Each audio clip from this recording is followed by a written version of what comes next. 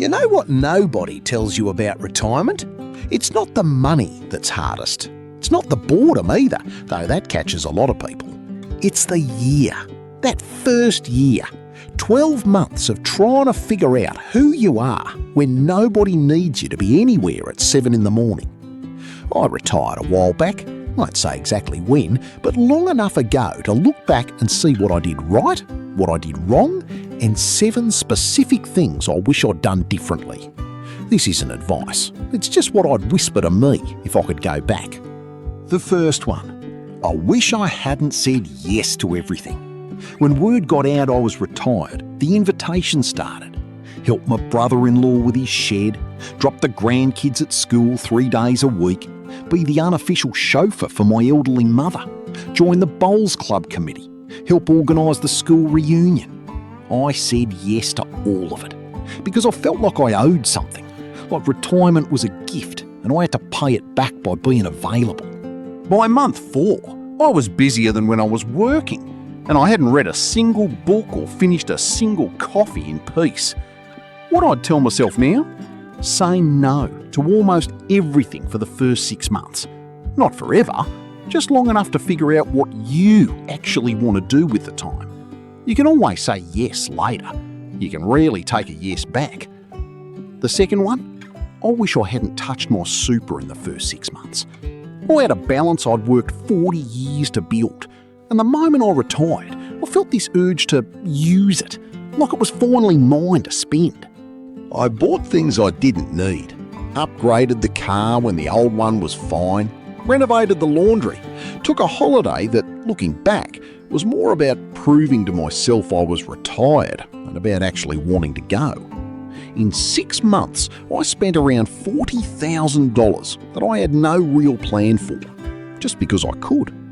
If I could go back, I'd freeze the lot, live off whatever cash savings I had for the first 6 months, let myself figure out what retirement actually feels like before deciding what it should cost. Because here's the thing, you can't undo spending, but you can always spend later once you know what you actually want. Third one, I wish I'd checked my funds settings before I retired, not after. This one's a small detail, but it cost me real money. When I retired, my super was still in accumulation phase, default settings. Earnings inside the fund were being taxed at 15%. If I'd moved it to retirement phase the day I stopped working, those earnings would have been taxed at 0, tax-free. The Australian system actually rewards you for this, but only if you make the call. I didn't make the call for nearly a year, just assumed it would sort itself out. It didn't.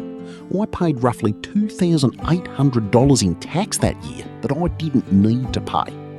One phone call, 5 minutes.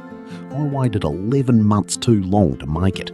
Fourth, I wish I'd told someone the truth about how I was feeling. The first 6 months of retirement weren't what I expected. I was supposed to feel free. I felt lost. The structure was gone. The phone stopped ringing. My identity, which I didn't realise was so tied up in what I did for a living, went with the job. I didn't tell anyone. My wife noticed I was quieter. My mates assumed I was just enjoying myself. I went for long walks and didn't really know why. If I could go back, I'd tell my wife on day 1. I'd tell my mate I'd known for 30 years. I'd say, this is weirder than I thought. I don't quite know who I am yet. Pretending you're fine when you're not is its own kind of work. And you just left work. Don't take a new job pretending. Fifth, I wish I'd kept some kind of work, just a little. This goes against everything I thought I wanted. I'd been counting down to the last day for years. But 6 months in, I realised the gap. Not financial, structural. Some part of my week needed a thing that wasn't optional. A reason to put on a proper shirt. A place I had to be on a Tuesday at 9. A mate of mine retired and took 2 mornings a week at the local nursery. Plants, not kids. Loved it. Got 12 hours a week of routine, conversation and the satisfaction of being useful, without it being a job. If I'd done that from the start, I think I'd have settled into retirement faster. The leap from full-time to nothing was too big. Some kind of bridge, even unpaid volunteering, would have helped. Sixth, I wish I'd had a serious conversation about money with my partner. We'd both worked, we both had super, we both had opinions about what retirement should look like.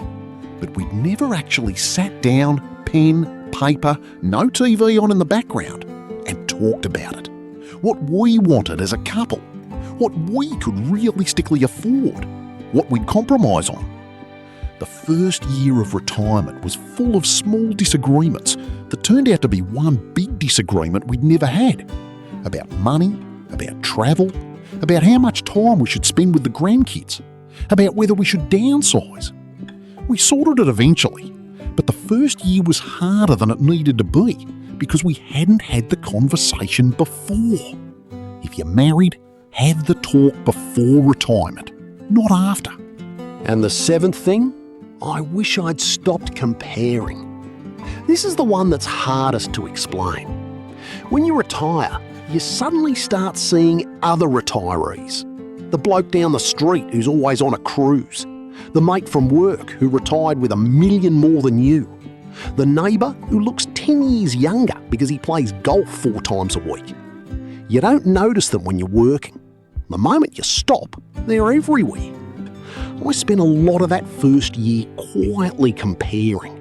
My super to these, my holidays to these, my health to these. None of it useful.